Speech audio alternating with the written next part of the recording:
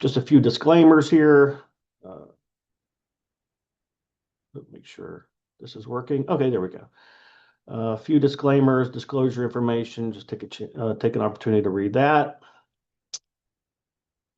And then we'll just jump right in here talking about the S&P 500 and basically what's happened this year so far. As you can see, and I hope I'm sharing my screen. Yes. Okay, hopefully you can see my cursor. I have to check all these things. So, presidential election had a little bit of a rally off of that, and then we had a tariff tantrum. Basically, all the tariffs went out, and then bad market drop, and then okay, well, we're going to have 90-day pauses. So there are 90-day pauses on Europe, 90-day pauses on China. I think poor Canada got a pause. I'm not really sure, but they're not happy with us.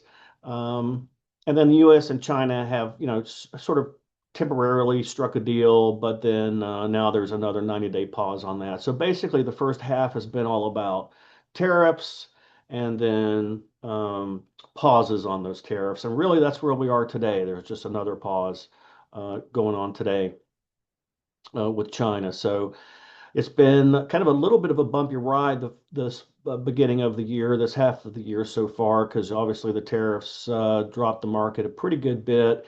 And even since then, all the pauses, and I think everyone is kind of to the point where it's, cry wolf kind of thing. So I think from day to day, the tariff talk has definitely tempered, and people aren't as excited about it anymore. And we'll just have to see how that goes and plays out. But apparently, it's not as bad as it was eventually or initially going to be.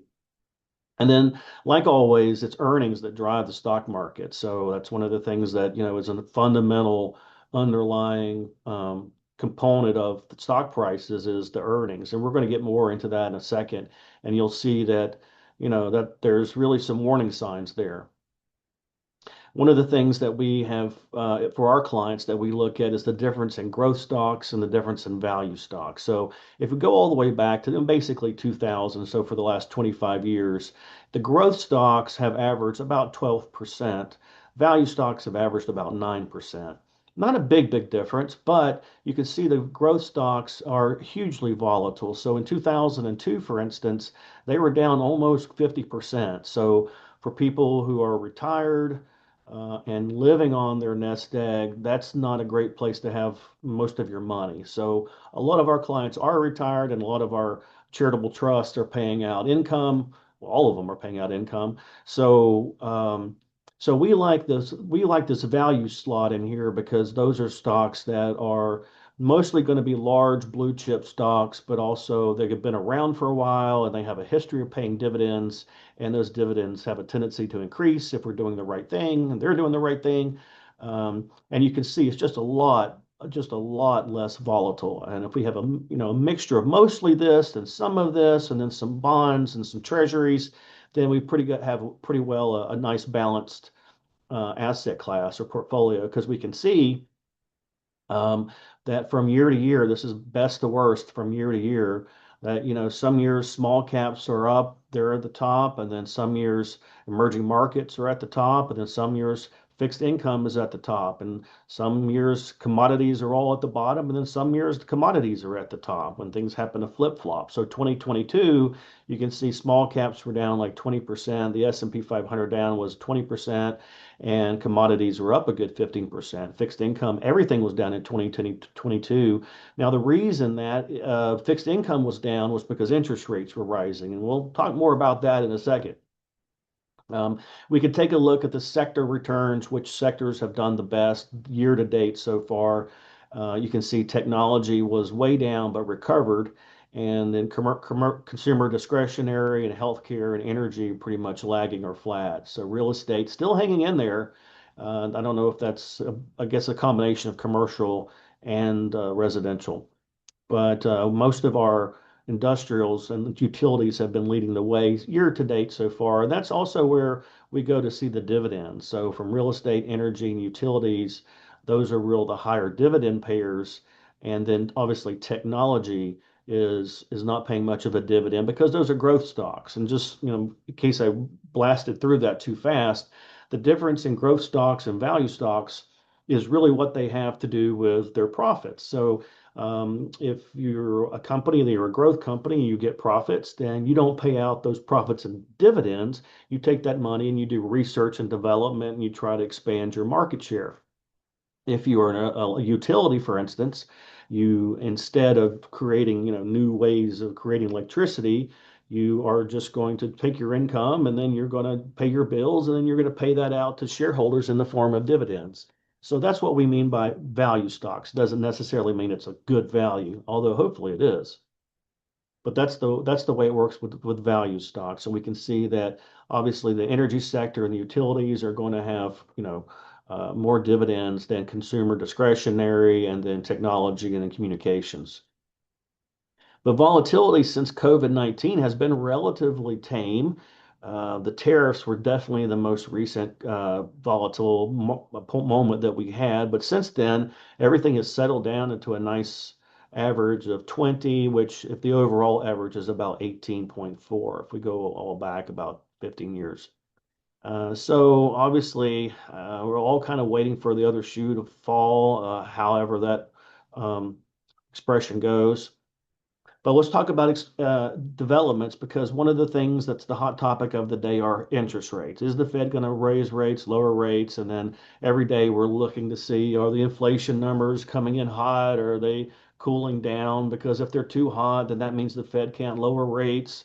But yesterday we had a report that, the rates are coming in a little bit under what we were expecting, a 2.4 or something like that. So everybody's now expecting a rate cut in September, and it's like a 96, 97% chance there'll be a rate cut in September. We'll talk more about that. Now, if we look back in the recent history, going back since the dot-com bust, interest rates have been relatively low, and they've only recently risen to, over 4%. So right now we're at about 4.5%. But if you go back to the 80s and the 90s and the 70s, those were high rates. And, if we compare our rates even today with those rates then, the rates today aren't really that high. And so I don't know why there's a whole lot of, well, I do know why there's a lot of problems with high rates, and that's because of debt. Because, when you have debt, you have to pay interest on that debt, and then it's market interest. So when you're a corporation, you have all these bonds, and then these bonds mature. And then when those bonds mature, you got to flip that money roll it over into a new tranche of bonds. And when you do that, you have to look around and say, what are the current interest rates? Well, if you bought a bond 5 years ago and it was yielding, or you were issued a bond 5 years ago and you were able to charge only or pay only 3% interest, now you've got to roll those over and your 3% interest went to 7% interest or 5% interest. So all of this debt, you can see the large caps, the mid caps, the small caps, all of them have taken on a large amount of debt over the last 5 to 10 years. And a lot of that has been because rates have been so low. Well, now they're finding that when those bonds mature, as they do every month or two, they roll those over into a new higher rate and it cuts right into the bottom line. And that's one of the things that we look at when we look at, overall free cash flow, which I'm going to go into more in a minute. But the thing about interest rates, if we go back here and we can see back in September last year, so September 19th of last year, the Fed cut rates by a half a point, so 50 basis points. Almost never do they do that, except in the case of like this or like this, where we had Lehman Brothers and Bear Stearns failing. When they do large drops like that, usually it means the stock market is in free fall. But if we go back to last September, that was not the case. So everyone is saying, well, why would the Fed have cut rates so sharply right out of the gate like that? Because normally, if you look at a normal time, they're doing quarter steps all the way up, you see, quarter steps. And then when we have massive inflation, then they did a half point steps here. But to do a half point drop right then, especially right before the election, somewhat suspect. But I tell you one thing, the bond market did not like it, and the bond market has still not recovered. So I just want to back up for a second here and talk about the basic dynamics because a lot of people get confused about this, and this has to do with bonds. People understand stocks, but they get confused when we're talking about bonds. So a bond has a coupon rate and it has a principal. So let's just say we're going to give $1,000 as the principal and the coupon rate is 5%. Okay, well, if new bonds out, let's say 6 months from now, are issuing at 4% and your bond is paying 5%, then that means the value of your bond just went up quite significantly. So you could turn around and sell that on the open market, what we would call the secondary market, and you would profit probably 10, 15, maybe even 20% profit because of the value of the bond went up because of interest rates going down. Now, the opposite is also true. If you have that 5% bond and interest rates go up to 6%, then that means someone can buy a new bond at 6%. Nobody's going to want your bond at 5%, right? So you, if you wanted to sell it, would have to discount the price of your bond so that the interest rate to the buyer would equate to about 6%. And that's how bond prices move up and down based on interest rates. So normally, in a normal economy, when you lower interest rates, that means all the current bonds out there normally would go up in price, correct? Well, we tried that last September when I was talking about the Fed dropping rates by 0.5 point, and we can see the red line here is the drop in the rates, but the blue line here is the yield. Now remember, if the yield goes up, what happens to the price? The price goes down. So really what happened here was the yield went up because the price of these bonds dropped, when really, if interest rates are dropping, the price of the bonds should go up, right? And that you can see quite clearly here that even in corporate rates, whether it was treasuries, short-term treasuries, mid-term treasuries, long-term treasuries, the longer the bond, the more drastic the move. So really, it's completely the opposite of what normally would happen, which is interest rates go down, bond yields go down because bond prices went up. And we can see this a couple of times back in history. I was able to pull up one and look in 1996 it happened, and then 1999 it happened again. And you can see quite clearly that interest rates are going down, bond yields are going up, which means the prices are going down, which is exactly the opposite of what the Fed intended to do. And it's definitely the opposite of what the mortgage industry was hoping for. Because instead of mortgage rates going down, guess what? They went up. So that's a real conundrum for the bond market, and they really don't know exactly what's going on here. But based on my research and what I've been able to discern is the bond market is fed up with the debt. I think the bond market is fed up with the debt, and they're just saying, look, we're really not gonna take anymore. And so that's a significant question. Now, the real question in my mind is what's going to happen in September when the Fed lowers rates by 1/4 point? Because it's almost guaranteed at this point now that September 17th, they're going to lower rates by a 1/4 point. My question is, what is going to happen with the bond market? Are we going to see a recovery in bond prices, or are we going to see a decline in bond prices? If there's a decline in bond prices and a spike in the yield, then that means that the Fed has completely lost control of the economy. And honestly, I don't really see their purpose after that, because their move on interest rates it doesn't work. They've lost control. And at this point, I don't really see the need for them, and I never did really. So that's going to be the big question that we're going to be watching. Now, it all goes back to fundamentals. If we want to talk about fundamentals, no one seems to really care about it anymore. And it seems like the stock market doesn't care. And we can just tell that by the valuations. So when we look at stocks, there's several ways to evaluate the price of stocks vis-a-vis the historical price of stocks, So if we look at these boxes here, these boxes are what we would call the mean or the average over a longer period of time. And we have 5 different ways to talk about the value of stock price. How is it valued? Well, we have price to earnings. That's the most common way, which we had talked about a little bit before, remember? And that is essentially that you take a stock, a company like Coca-Cola. We're in Atlanta. So we take Coca-Cola and we say, how much Coke are you selling? What are your earnings from that? And we take the stock price and we see how many multiples of earnings is the stock price. So a good multiple of earnings would be 10. So if you have a company that has a PE ratio of 10, that means you can hold that company for 10 years and essentially the dividends and the earnings from that stock will pay for itself. That's a great deal. The average is around 20, but we've seen lately where they've been 40, 50, 60, even in 100. And we saw this again back in the dot-com bust. So it's kind of a repetitive cycle now at this point. Price to book. Every company knows their book value. So what we do here is we take the book value, we divide it by the number of shares outstanding, and then we look at the current price and say, if we were to liquidate our company completely, would we be able to get the price that the stock market is saying that it is? And the answer is no, you could not. I mean, even, I don't want to say that, but even some very recent, very well-known CEOs have just come out and said, look, the stock price is not worth our book price. It's like 20, 30% overvalued from our book price. And if I said the names of these people and the CEOs, and especially the companies, you would know them. But I'm somewhat limited in my freedom to disclose things.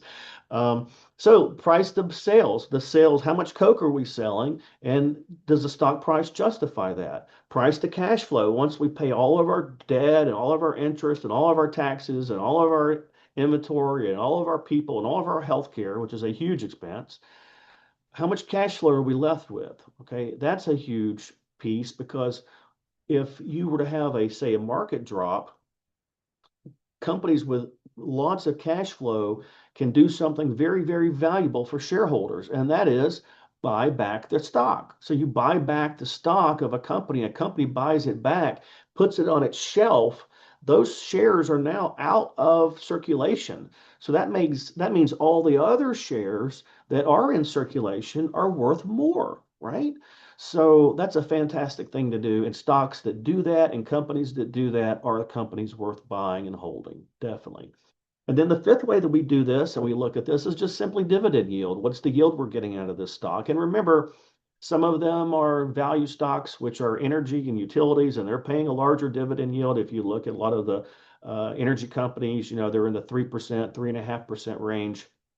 And then, of course, if you're looking at the growth stuff, the growth sector, the high flyers, they're not. They're generally going to be under 1%, a lot of times under 0.5%. So that's what we do. Now, we don't compare those to each other necessarily. We compare that dividend yield to itself. So we would go back and look at a particular company and say, what was the dividend yield and historically, and are we in line with that? Are we above or below that? So what this chart would tell us is we are below the average on our dividend because the stock price is so high. So if you look at the blue dots here, the blue dots are where we are today, meaning that's the S&P valuation range for each one of these categories. The red dots are where we were 1 year ago.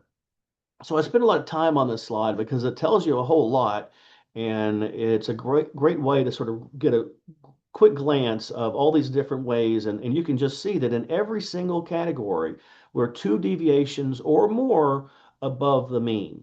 And for you math people out there, that's, watch out zone because everything seems to always sort of come back to the mean, right?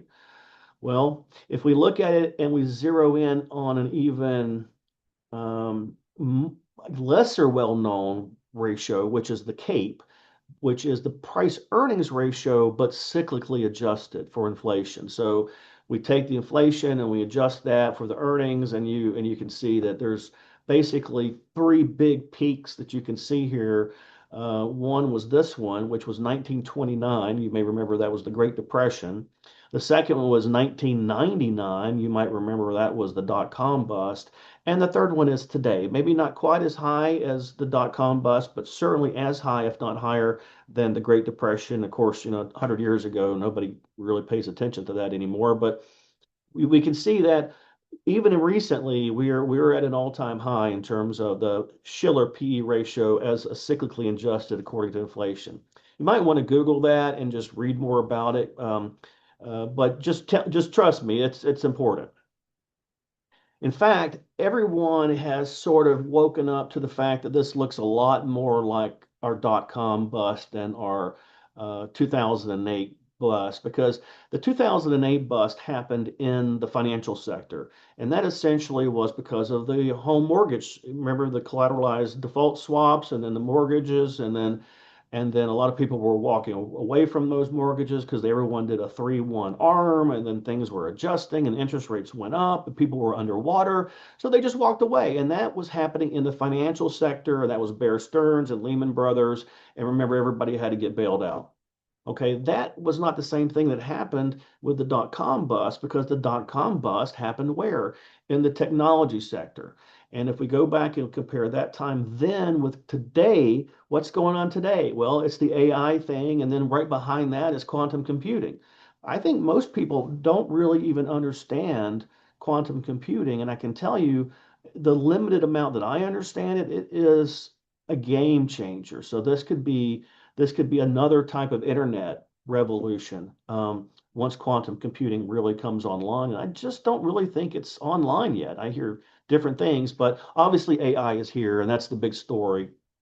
And that's really one of the things that's been driving the S&P, because a lot of the S&P now is tech. And that's what this article is talking about. And people are saying, hey, this looks almost exactly like the run up to 2000, the 2000 bust. So I've been saying that for a while now, and it makes a lot of sense. So it's just something we need to watch out for.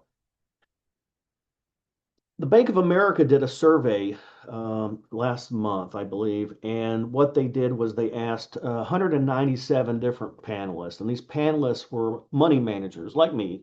Um, but these guys all together manage about a $500 billion, so a lot of money, and all the big names.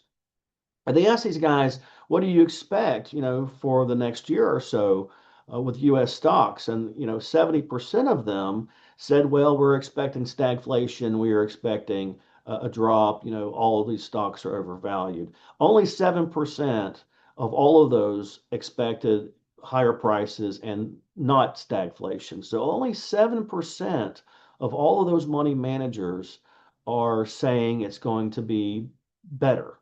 All right, the rest of them are saying it's going to be down or flat. So, I mean, that's something that we need that we can't ignore that, right? We can't ignore that, especially when all the other indicators are coming out saying the same thing.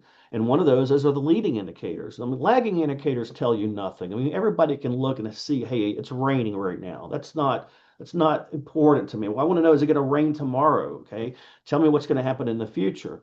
And one of the ways that we do that, one of the ways that has seems to have been pretty accurate, is these leading indicators. I mean, and leading indicators are things like new building permits, right? Or new zoning or something like that, or new laws that are passed where you can see that something is coming. It's not there yet, like surveying. You see someone else surveying, hey, they're not actually doing anything, but they're going to do something, it looks like. So that's a leading indicator. And there's many of those. And new home starts are one of those, new building permits, those are big. uh, New factory purchases. If a factory is going to build a new factory and they put in orders for a bunch of machinery that takes 2 years to fill, that's a great leading indicator, right? So all of these leading indicators together come together, and it sort of gives us an idea. And usually in the retrospect, we're able to see it. But here you can go back all the way to 1970, and every single time we've had negative indicators this wide and this deep, we've ended up with a recession. So these gray bars are recessions. So I don't have to tell you, I mean, a negative indicator, recession every single time. And here we are now with another negative indicator that's pretty wide. It's the widest one on the whole graph. And I just don't see this as something that we can ignore, especially when we're working with people's nest eggs or life savings, right? And you see all these warning signs flashing, and I know the market's going screaming higher, higher, and higher, and higher, but this happened exactly like this in 1999. So, I mean, in 1998, we were talking about it. In 1999, we were talking about it again. And then 2000, it finally happened. And it was in March. I remember very clearly. So, real estate, especially commercial real estate, if you look at our building, it can't be 50% occupied. I mean, it's got to be less than that. I mean, 30% occupied, maybe 40%, and maybe not. But it's not 50% occupied. And if I look around the other areas in perimeter and I look at the Queen and King building, I was over there yesterday, that thing is not even 50% occupied. So commercial real estate is just not doing great. And I think there's a lag here because there's a lot of people that are in leases and they're still paying their leases. And those leases maybe haven't expired, but they are expiring. And so we've seen commercial real estate take a hit, but it seems to be fighting back. And so that's just intriguing. We'll just have to follow that and see what happens. But I can tell you consumer sentiment is down. And now consumer sentiment is not necessarily a leading indicator, it's more of a lagging indicator, but it can be sort of self-realizing. And here's what I mean, because 70% of our economy is based on people spending money, shopping, right? And we do a great job of it. We're the best shoppers in the world, no doubt. And I got family members that are right up there with them. But when people aren't feeling so good and they don't feel so great about their future, maybe their 401k, well, their 401k plan should be doing great, but for whatever reason, they're not feeling so good. Inflation, right? That's a big one. They may not spend as much, so they don't feel as well. They don't spend as much. If they don't spend as much, we don't have as much earnings. Without the earnings, the stock price drops, or it should, and then people don't feel good, and then they don't spend money. So it can be a cycle, and it works both ways. So I would put too much credence into that, but it is interesting to kind of see where people are. And today they're not as happy as they usually are. Let's just put it that way. If we zoom out and we take a look at the rest of the globe, we can clearly see that the U.S. is the big winner. Last couple of years, the U.S. has just taken off, and I think a lot of that has been AI. So we can see the emerging markets, developed markets. Developed markets is mainly Europe, Canada, Japan, and so those are developed, but they don't have AI. I mean, China's got AI, and they're in the emerging market department, even though China really should have its own graph. But the only two players right now that I can see out there are, the United States with Google and Microsoft and our guys, and then China kind of right behind us, maybe doing it a little bit cheaper, but not better, that's for sure. Look at the valuations globally. Obviously, the U.S. again is the most overvalued, and everyone agrees that everyone agrees that U.S. stocks are overvalued quite significantly. And the question is, like in 1999, how much further does this go? I mean, and when Alan Greenspan in his speech about irrational exuberance, I mean, I remember that thinking to myself, yeah, it is irrational. But here we are again, and so it's just human nature that people, the fear of missing out, and basically, can I buy a tulip that I can sell to someone else for more, is really what's going on. If we look at the global bank policies, the central banks, this is really kind of in lockstep with the rest of the world. The U.S. is anyway. So we see the Bank of England and the Central Bank of England and the European Bank. All of us are currently dropping rates. We all kind of peaked up at the same time, and then we all started dropping at the same time. So if you think that there is not coordination, or maybe some people say collusion, but to these central banks, think again, because they talk and they meet at this place in Basel, Switzerland, as a matter of fact, called the Bank of International Settlements. So the Bank of International Settlements was set up after World War I to help facilitate Germany's rebuilding and the debts being paid back to France. Sorry, but this is a great book if you ever have a chance, called The Tower of Basel. And it talks about, the history of the Bank of International Settlements and why you never really are going to hear about it, because there's a lot of coordination there. And I'm sure it's all innocent and it's all for the benefit of we plebeians, yes. But Bank of Japan started trying to raise their rates last year. You may remember that. And took the worst hit the Japanese stock market has ever had. And what was happening is they were arbitraging. So let's say you have $1 billion and you go over to the Bank of Japan and you borrow $1 billion for a half a point. Good deal, right? Well, then you take that $1 billion, you come all the way back over here to the United States and you reinvest it for 4.25, or even better, 5. So you borrowed money for half a point and you're getting 500 basis points for it. That is fantastic. I mean, why doesn't everyone do that, right? Well, a lot of people do, and a lot of big players do. And when interest rates started going up in Japan, that started unwinding, and that's one of the reasons there was a major sell-off. But I think that those bankers have had their have ate their lunch and are have learned their lesson. So we'll see. But people don't know this, but the bond market rules the world. The bond market drives everything. And yes, we have stocks and they're exciting, but bonds are boring, but they are the foundation of our society and our entire economy. So if we look at some of the bonds, which are treasuries for us, and the Japanese, I don't know what they call, I guess their yen, I don't know what they call their treasury, or the European Central Bank, what they would call those euro-backed treasury type things. So these are central banks, okay? And this is where inflation resides, because all of the money that was created here was paid for with money that doesn't exist. Okay, this is all made up. So what's on the balance sheet? So for us, for instance, we have treasuries that the Treasury Department creates, and then they give those, well, they sell those to the Federal Reserve. And then the question is, well, what does the Federal Reserve get the money to buy those? Well, the answer is they just make it up.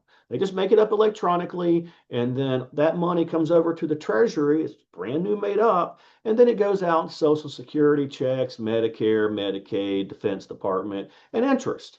So what that does is when it gets out into the system, that takes the value correct right out of your pockets. So you had to work for your money.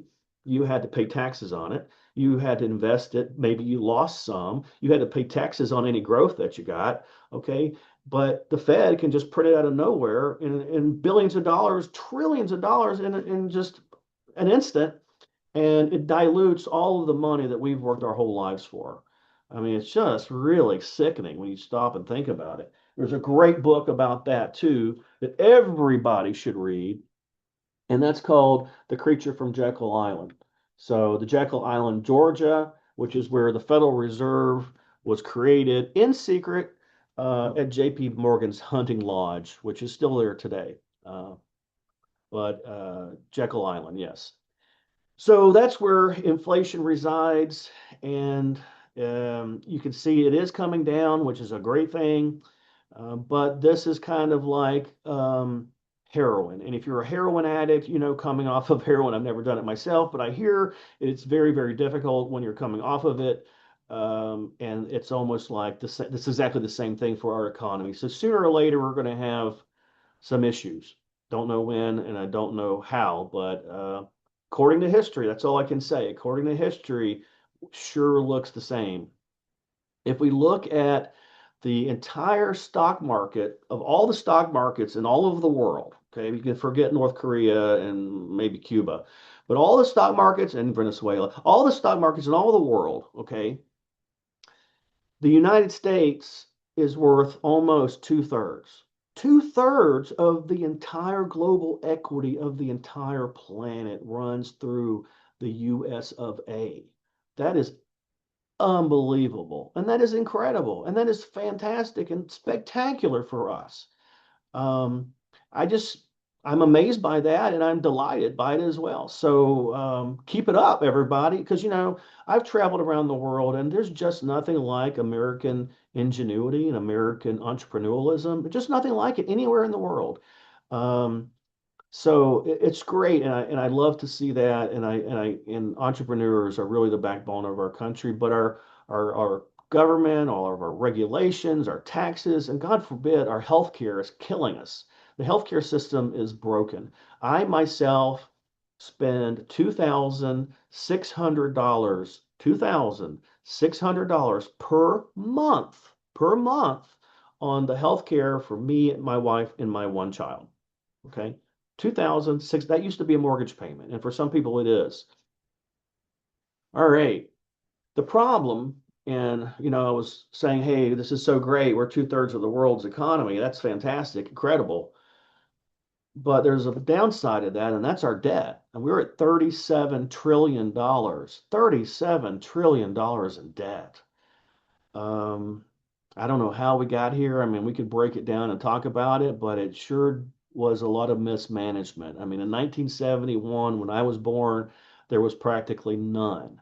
I personally have I am extremely grateful to this country. I have benefited immensely from the education that I've received, which was a public education. I went to Oglethorpe. They gave me a scholarship. Um, and, the benefits that I personally have received have been enormous. Okay. And in the previous generations, like the World War II generation, the greatest generation, and we came out of World War II, we were top dog in the entire world. There's just no way around. There are two ways around it. We basically were top dog on the planet. Okay, and our currency was the world currency, and our forebears set us up beautifully. But now look what we have done. I mean, we're leaving $37 trillion to the next generation of debt. I mean, that's utterly disgusting. I mean, do we hate our kids? Do we hate our grandkids? I mean, what's going on here? I don't know if we're ever going to be able to pay this off. I just don't see it happening. So that's one of the big, big concerns that I have because guess what? It doesn't bode well historically. You go back through history, Roman Empire, Ottoman Empire, I mean, it just doesn't work out well. So if we look and say, okay, well, who owns our debt? Well, a lot of people, but the majority is owned by Americans. In fact, if you look at this gray amount here, the gray bar, that's 7.3 trillion owned by US government or just governments in general. It could be municipal governments, could be the state of Georgia, I don't know. But a lot of governments, municipalities, city of Jackson, I mean, all of these own some government debt.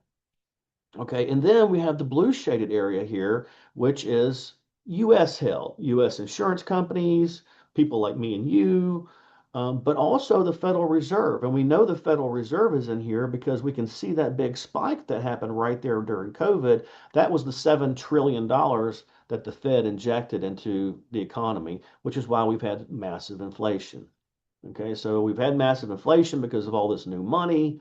We had to raise interest rates to fight that. We're reducing the balance sheet to try to reduce the amount of money that's in circulation. So hopefully that will reduce inflation.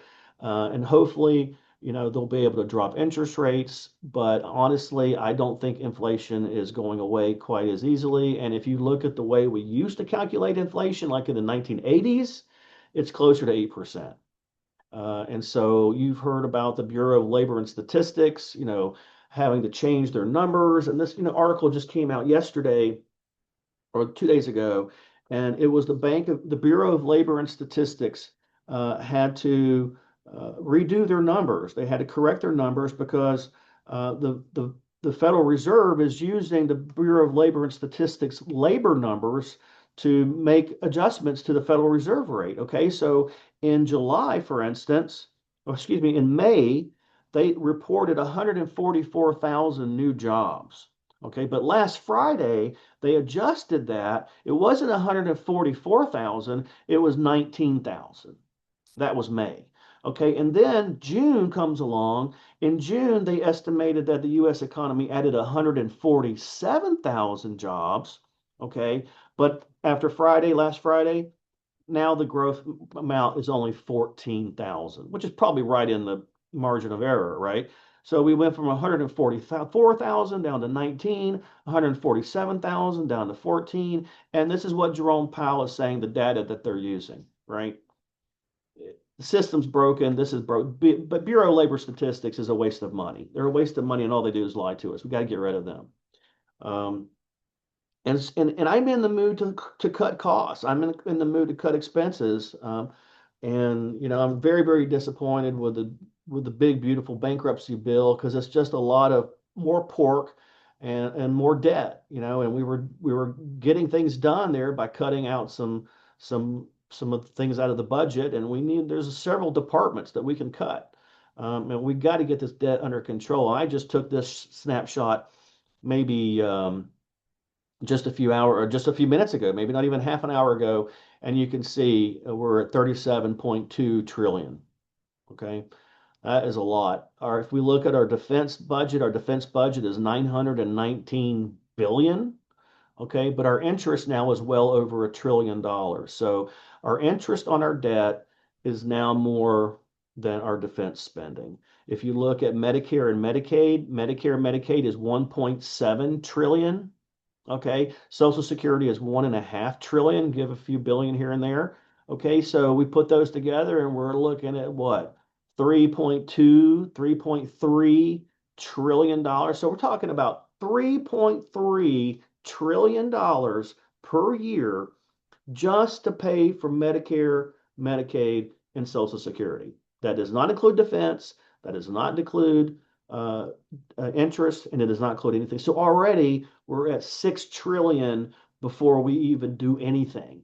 Okay, I mean, I'm a financial planner, folks, and I've seen a lot of estates and I've seen a lot of financial plans, but I've never seen one that looked this bad. I mean, this is bankruptcy. We're basically insolvent. We're basically going through a slow insolvency bankruptcy here. So I don't want to, bring you down today, but because think back, we are 2/3 of the world's economy, so we got a lot of growth, and we can service this for a while, but we got to get it under control because it is out of control. And if we don't, it's just going to collapse. And then we're left with things like Bitcoin and the special drawing right. If you don't know about special drawing rights, look that up. Google that special drawing right (SDR). That's something through the World Bank, and we're very much involved in that. So I'm not going to beat that dead horse anymore because it's a whole dead cattle stable. But I know that there's some questions, so let me go ahead and try to take those questions in here. And we've got one from Jim. Great, Jim. The recent need for vast amounts of energy to support data storage suggests that utilities will need to invest more intensively than historical average. Do you think that changes the argument in support of utilities as a good dividend play? Oh yeah, I mean, I don't think it changes anything. Utilities are good and we need them and we're going to need them more. If one thing we've learned is that all this AI stuff and especially the quantum computing that hasn't really even come online in a big way. I mean, if you think about when computers first came out, okay, who had those computers? IBM, these big GE or whatever, the Defense Department, and then later on, everybody got the TRS-80 or maybe the Commodore, and then finally we got the iPhone or whatever it was, the Macintosh, yes. And so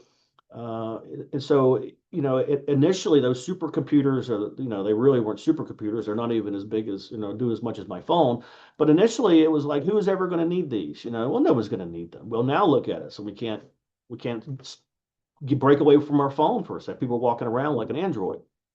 So I think that the infrastructure is going to be there. It's already beginning. Lots of companies are already pouring money into new infrastructure, new utilities, more capacity for energy, and maybe that means we need to take a better look at nuclear power. But in any event, oh, and another question. Okay, so another question is cryptocurrency considered equity for these charts? No, cryptocurrency is not an equity because if you think about equity is ownership in something that produces something, right? And cryptos don't produce anything. I mean, and like gold, take gold. Gold doesn't do anything. It doesn't make anything. It doesn't make interest, right? It's a value of wealth and it's a storage of wealth. Well, why? Well, because it's been that way for thousands and thousands of years, and humans have always accepted it. And until we're in a situation where we have gold inflation and there's more gold than dollars, then it will continue to do that. So no, cryptocurrencies are not equity, and I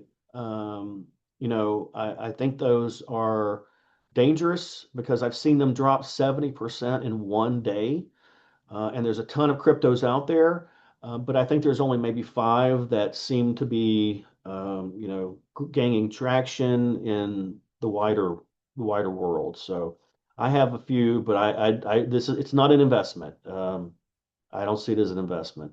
But, I'm glad to see the crypto world emerging and evolving because um, we're going to need an alternative to dollars. We're going to need an alternative to currencies because the US, we're not the only ones printing like crazy. I mean, the European Central Bank is going crazy and Japan is going crazy. They have a gross domestic product debt to ratio of 220%. So our debt to GDP is about 120%. Japan is another 100% on top of that. So it's not imminent, but it's inevitable if we don't get our brain around it and get control over it. And then I tell you, a $3 trillion spending bill is not the way to do it. I mean, I'm sorry, but that's just not the way to go. Any more questions, anybody out there? No? Okay, well, just to give everyone a reminder, we have sort of our three-headed hydra here. We have our legal department, our tax department, and our financial department. And when we start working with new clients, we stop and say, okay, what are we going to analyze here? Are we going to just do this? Are we going to do this? Or are we going to take a look at it from the 30,000 foot view? And that's what we like to do is take a whole look. That doesn't mean we have to do your taxes or we have to do your legal work, but we like to see kind of where we are so we can make smart decisions. And yesterday we had a fantastic class. We missed all you guys, but hopefully you'll be able to make it and I know some of you are away for the summer. I don't blame you. I wish I were away today, but it hasn't been that terrible this year so far. I was in Brazil for 3 weeks in July, but since I got back in August, it hasn't been that bad. We've had a lot of rain, but I'll take that. So I want to thank you very much, and I hope to see you all very soon. Just have a few disclaimers and disclosures here for your viewing pleasure before we sign off. Most of this just has to do with the indices that we talk about. And then one more. Thank you very much and have a great day.